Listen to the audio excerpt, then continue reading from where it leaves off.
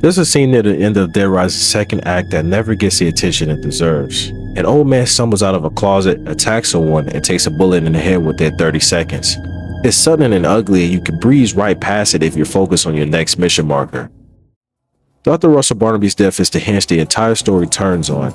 The game slowly builds a mystery around this man, and once he dies, you're left holding the consequences. The way he insists he did nothing wrong with his final breath might be one of the most quietly deadly moments in any zombie game.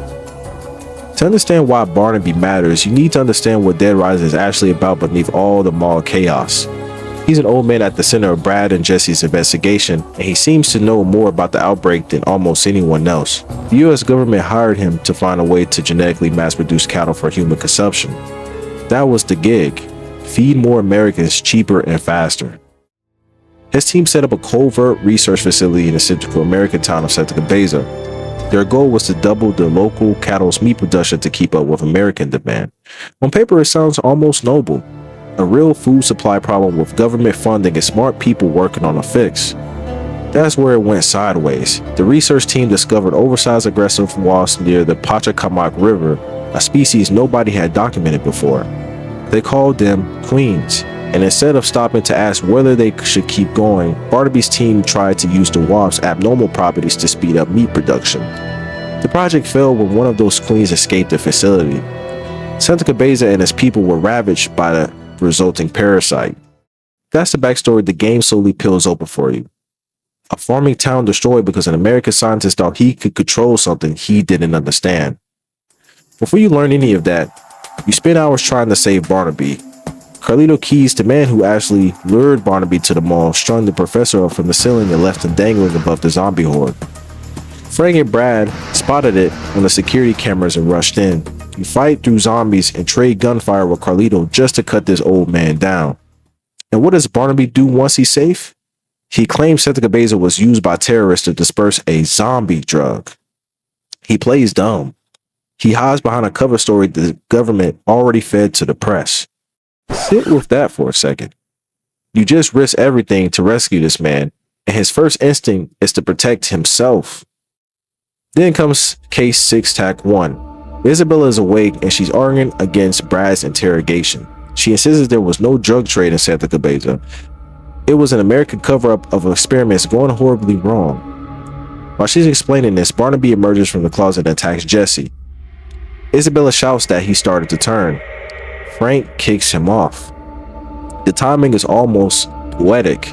The moment the truth finally comes out about what Barnaby did, his body betrays him. The very plague he created comes for him. What happens next is the part that sticks with you. I'm a zombie.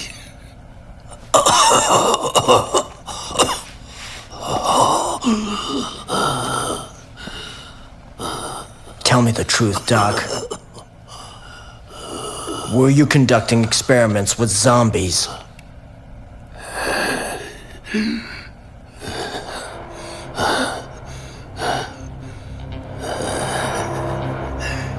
Zombies?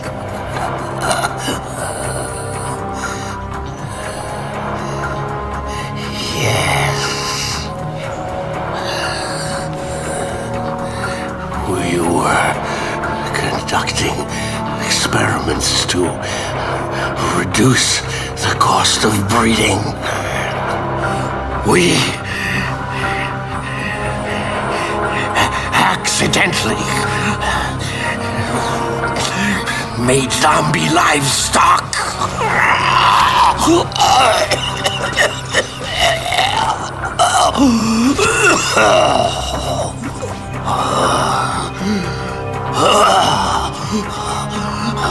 So the government's now in the zombie-making business.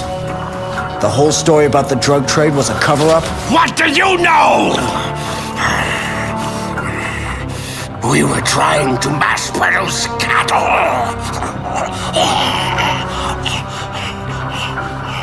Do you have any idea how much meat Americans consume in a single day?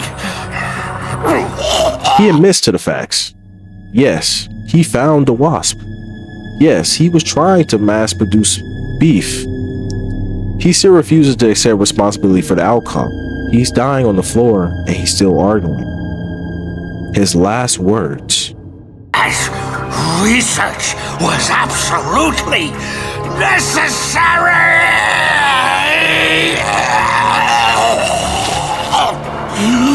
Then he stops breathing. He reanimates. Brad shoots him in the head. One gunshot and the body on the floor. The speed of it is the point. Dead Rising doesn't give you time to mourn Barnaby, and it doesn't want you to. It's just a man who caused something catastrophic, lied about it until his last breath, and still believed he was in the right. The fallout keeps spreading even after he's gone. That scratch on Jessie matters. She's now infected, an agent who was just doing her job because she happened to be standing in the room when Barnaby turned. Even in death, his presence hurts the people around him. And then there's the bigger picture. The government sent special forces to exterminate all civilian and non-essential survivors in Santa Cabeza to keep the disaster from going public. Carlito and Isabella Keys lived there. They watched their loved ones and neighbors get killed. Barnaby's research restored the town and created the chain of events that killed everyone in the mall. Carlito, for all his terrorism, is acting out of that grief that Barnaby's work made possible. That's a subtle gameplay detail that drives this home even further. Food is the only way you can heal. The game could have used first aid kits, yet it chose food. You've literally eating your way through the crisis, and Barnaby's dying rant about American consumption lands differently when you've been stuffing Frank with pizza and orange juice for 6 hours straight. So, was Barnaby evil? That's the easy reading, and it's close. He was brilliant and misguided, greedy and narcissistic. His ego always got the best of him. He was solving a supply chain problem with government money and looked the other way when the results got dangerous. He's directly responsible for every event in the game, and yet the game never gives him a grand villain monologue. It gives him a coughing fit and a bullet.